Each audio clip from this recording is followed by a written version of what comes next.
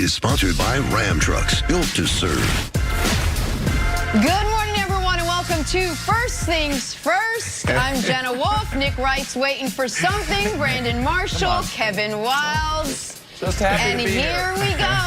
Just happy to be here, you guys. Just happy to talk about whatever the first story might be. Just take a big gulp of that hot, scorching hot coffee. Was there some good games on last night? Let us talk about the only game that probably mattered. Hey, we got baseball. I'm sure we got football to Oh, I know. No, let's get to this one. NBA Finals kicking off last night. Lakers and Heat, but really just Lakers. And let's face it, it was really just LeBron and AD. AD went for 34 last night. LeBron James, 25, 13, and 9. It was a good game for the Lakers. As for the Heat, not a great night. They lost Bam Adebayo in the third with a shoulder strain. They lost Goran Dragic to a foot injury before halftime. And Jimmy Butler rolled his ankle, but did manage to stay in the game. Lakers were up as many as 32 in this one. They get the win. Here is LeBron James on what the Lakers learned in Game 1. I think you can learn so much more from a win than you can in a loss.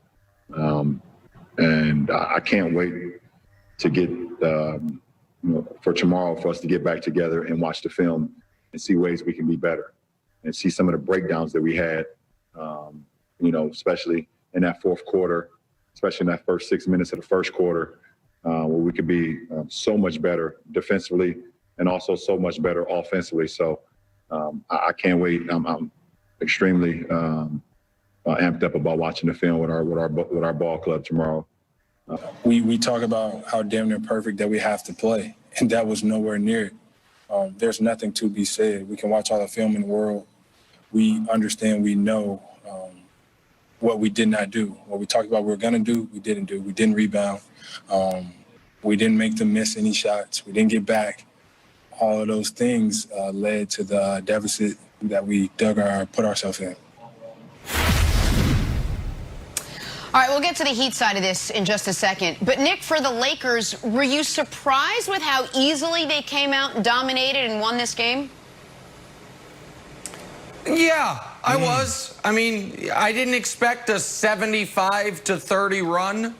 I didn't expect through 30 minutes the three clutch sports clients of AD, LeBron, and KCP to outscore the entire Heat team 56-55. I didn't expect that. I didn't expect LeBron to have more rebounds and assists than the entire Heat starting five. But I did expect the Lakers to win, and I did expect LeBron and Anthony Davis to present some unanswerable questions for this team. Let's start with AD quickly here. Bam, let's hope his shoulder's fine. I think he re-aggravated an injury he suffered in Game 5 against Boston, so you hope Bam's fine. Bam has to be exponentially better on both ends, but particularly on the defensive end than he was last night, or AD's going to average 35 a game in this series. And then there's LeBron. And I just wonder, for folks out there, and maybe even some folks on this show, I'm not sure, I'm not naming names, Kevin Wilds, do we still want LeBron to attack more? Do we still want to question LeBron's approach? Do we still want to put up fancy graphics of how terrible the Lakers' three-point shooting is? Or do we want to trust that everything that man has done all year long was building to this moment? I don't care how many threes you've missed in a row, Danny Green. I don't care how bad you've looked at times, KCP. I will continue to show faith in you. So in the biggest moment of our season up to this point, down 13 in the first quarter of the Game 1 of the finals, with LeBron going to the bench, you guys have the confidence and the experience to know you can take care of this. And by the time he came back in, the run was on, Brandon. It was a 75-30 run. The game was over. And I hesitate to say the series is over, but the series is over, Brandon. It's over. So So Jenna, as I was prepping for this this show this morning, you know, I go down the hall and I saw my son's light on. And I said, son, why don't you take a walk with daddy? You know, because I want to open up my vocal cords. I want to open up my voice. So let's go for a walk so I can talk a little louder. Everybody in the house is sleeping. So I grab his hand. We're walking down the street and I'm like, son, I was not surprised that the Lakers won. However, I was shocked how they won, and it was so easy. And he looked at me, he said, Daddy, and he's 5 years old. He has a twin sister, Ziggy. And he said, Daddy, how did they win? And I said, well, I told the good people of America yesterday it's going to come down to one thing, this matchup between AD and Bam. He said, AD and Bam, what about LeBron James? Isn't that LeBron James' team? I said, it is, son, but it's all about AD. He said, oh, okay, Daddy. I said, well, this is what you got to do, son. So when you get older, just look at the numbers. All you got to do is follow the numbers. When AD was on the court, they outscored the Heat by 23 points. And when he was on the bench, the Heat outscored the Lakers by 5. AD looked like a man-child last night. That was unbelievable. I don't remember AD being so aggressive in New Orleans. Now, was he a beast? Yes. But after every shot, after every rebound, yelling, screaming, pounding his chest, AD is absolutely unstoppable. I am shocked that the Heat had no answer for him. He is the difference maker. If they can't get him in check, they have no chance. They have no chance. They might as well pack up right now and just come straight down. You can go 95, 75 south, come down the Turnpike, down to Miami. This series is over. All right, Wilds. Brandon, I got a few things. One, since you're new on the show, and this happens when you spend too much time with someone else, you end up picking up some of their mannerisms.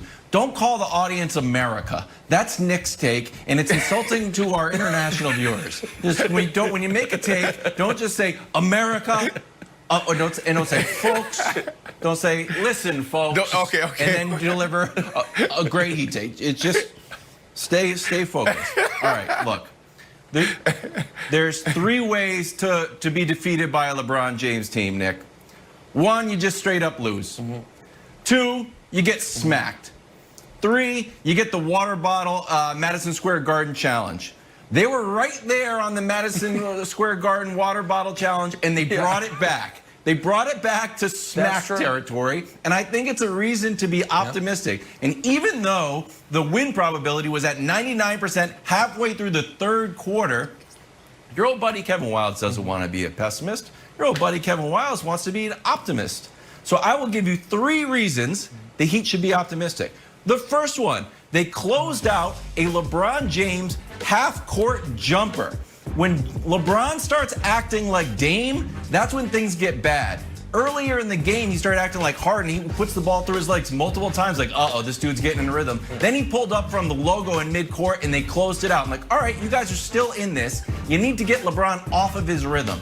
Second one, Spoelstra. You a good coach? Seems like everybody says you were. You're great. LeBron says you need more respect. You got smacked. Oh, it's okay. Here's something positive. Spoelstra's got 3 rings, lost the first game each time. Not too bad. And I don't even think the game plan was that bad, Nick. Check this out. They were 13 for 19 from threes, right? And then they regressed to the mean. They missed 13 in a row. They ended up 2 for 19. So overall, they shot 40%, but it was the tale of two, it was really a tale of not 2 halves, of 3 quarters and 1 quarter. Finally, Jenna, last thing. You know my 2 guys, Big Face Coffee CEO and Cam Newton. During the game, Jimmy Butler gave the Cam Newton okay, let's go. I'm trying to go out there on a bum ankle. So if you believe that spoke and adjust, that they've got sort of the tenacity to not let LeBron get in rhythm, and you believe in this guy, put your brooms away. Series not over. There's reasons to be optimistic despite a thrashing from LeBron. By the way, Go ahead, Jenna, no one should have their brooms out. 5, 5, 5, 5 has been how this is always going to go. Gentleman's sweep, not regular sweep. But what? That's a great optimism guide, Wildes. Here's the maybe simpler answer, Jenna. For the first time in a decade, LeBron James is in the finals, not playing a team with 3, 4, or 5 Hall of Famers. So guess what? His team's going to win. He hadn't lost a series as a favorite in a decade. So his team's going to win. Right, and And Wilds, you put together that great optimism guide, but you got 3 guys who are now hobbled, 2 of which may not even play in game 2. So now we have to kind of readjust and rewrite the optimism guide.